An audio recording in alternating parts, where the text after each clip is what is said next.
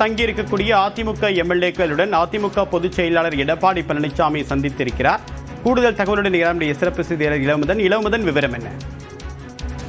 புதுச்சேரி பூர்ணாகுப்பம் புதுக்குப்பத்தில் ஒரு தனியார் விடுதியில் அதிமுகவின் புதிதாக தேர்வு செய்யப்பட்ட எம்எல்ஏக்கள் நேற்று இரவு முதல் தங்கியிருக்கிறார்கள். கிட்டத்தட்ட 40க்கும் மேற்பட்டோர் இங்கு வந்திருக்கிறார்கள். அவர்களை சந்திப்பதற்காக அதிமுகவின் பொதுச் செயலாளர் எடப்பாடி பழனிசாமி சற்று முன் வந்திருக்கிறார். அவர் தனது அறையில் தற்போது இருக்கிறார். இதனைத் தொடர்ந்து இங்கு சட்டமன்ற எம்எல்ஏக்களோட அதிமுக சட்டமன்ற எம்எல்ஏக்களின் கூட்டம் சற்று நிமிடங்களில் நடைபெற இருக்கிறது. இந்த கூட்டத்தில் எம்எல்ஏக்களுடன் தற்பொழுது உள்ள அரசியல் சூழ்நிலை குறித்து எடப்பாடி ஆலோசனை நடத்த இருக்கிறார். இதனைத் தொடர்ந்து இந்த கூட்டத்திலேயே அவர் சட்டமன்ற தலைவராக தேர்வு செய்யப்பட இருக்கிறார். இந்த கூட்டத்தில் அவருக்கு அடுத்த கட்ட அரசியல் நிகழ்வுகளில் முடிவெடுக்கும் முழு அதிகாரம் வழங்கப்பட இருக்கிறது.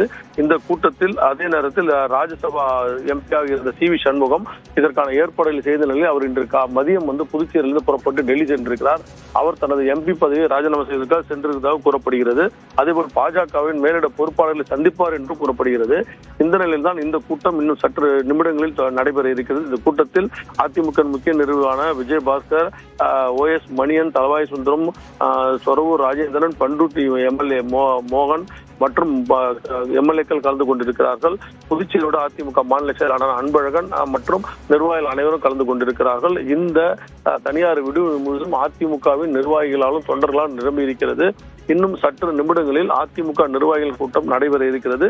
இந்த கூட்டத்தில் சட்டமன்ற அதிமுக தலைவராக எடப்பாடி பழனிசாமி தேர்வு செய்யப்பட இருக்கிறார். தேவா, விரிவான தகவலுக்கு நன்றி இளமுதன்.